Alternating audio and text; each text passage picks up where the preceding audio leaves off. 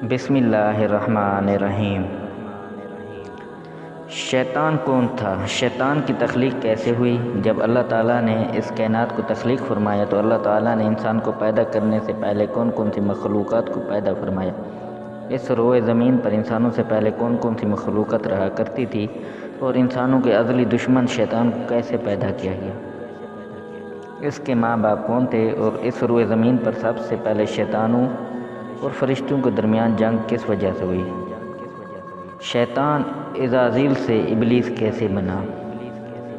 اور ایسے بہت سے سوالات جو شیطان یعنی ابلیس کے حوالے سے ہمارے ذہنوں میں اٹھتے ہیں، آج ان سوالات کا جواب قرآن و حدیث کی روشنی میں دیا جائے گا اور ایسے حقائق سے آپ کو آگاہ کیا جائے گا جن کے بارے میں اکثر ہمارے بھائی بہن واقف نہیں ہیں۔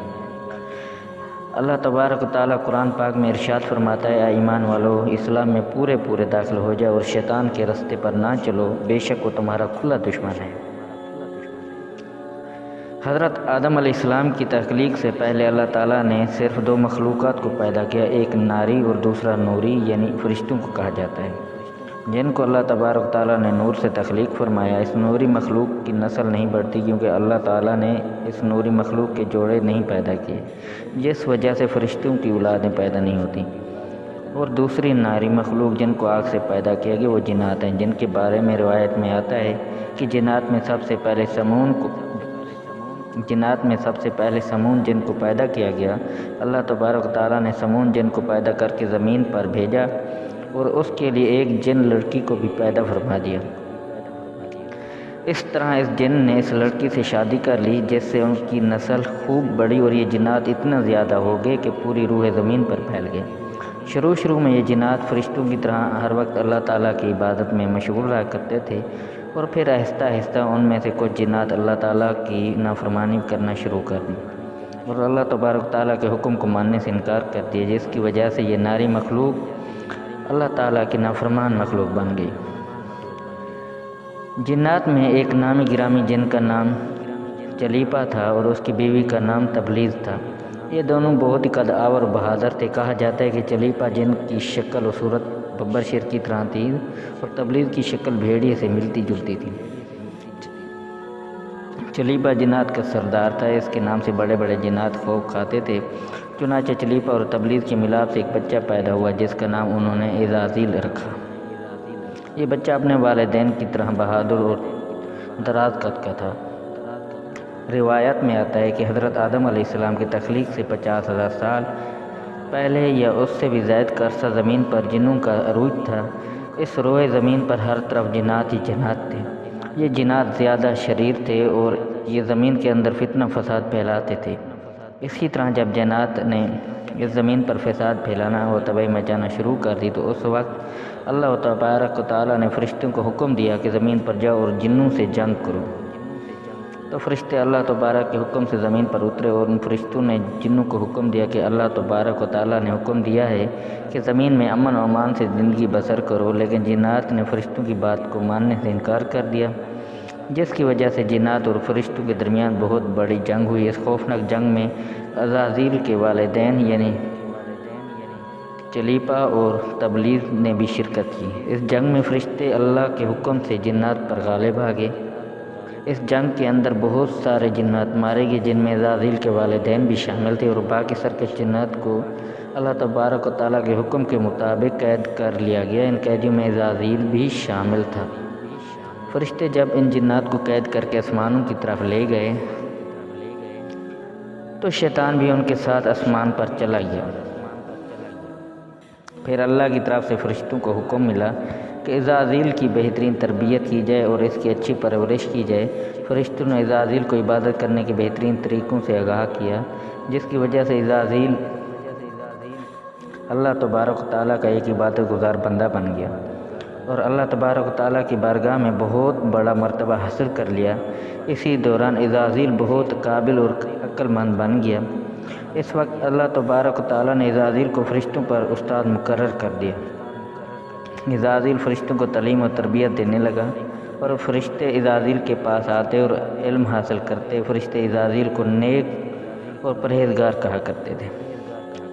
حضرت کعب رضی اللہ عنہ بیان کرتے ہیں کہ عزازیل 40,000 سال تک جنت کا خزانچی رہا اور 80 سال تک وہ فرشتوں کے ساتھ رہا اور 20,000 سال تک فرشتوں کو تعلیم و تربیت دیتا رہا۔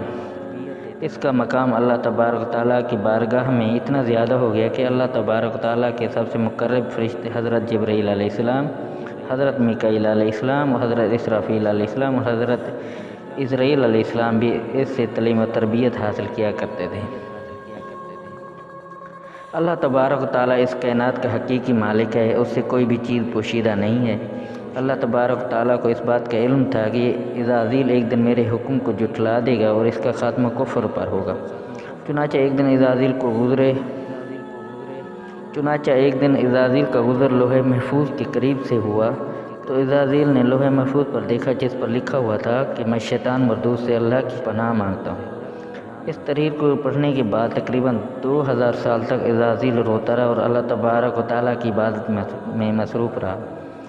عزازیل تبارک و تعالیٰ کی بارگاہ میں یہ سوال کرنے لگا کہ یا رب العالمین، یہ اتنا بڑا شیطان مردود کون ہے جس سے پناہ مانگی جا رہی ہے؟ عزازیل کے سوال کا جواب دیتے ہوئے اللہ تعالیٰ نے ارشاد فرمایا کہ میں نے ایک بندے کو اپنی ہر نعمت سے نوازا ہے۔ وہ بندہ ایک دن میرے حکم کو ماننے سے انکار کرے گا جس کی وجہ سے اس کی ساری عبادت ضائع ہو جائے گی اور وہ شیطان مردود بن جائے گا۔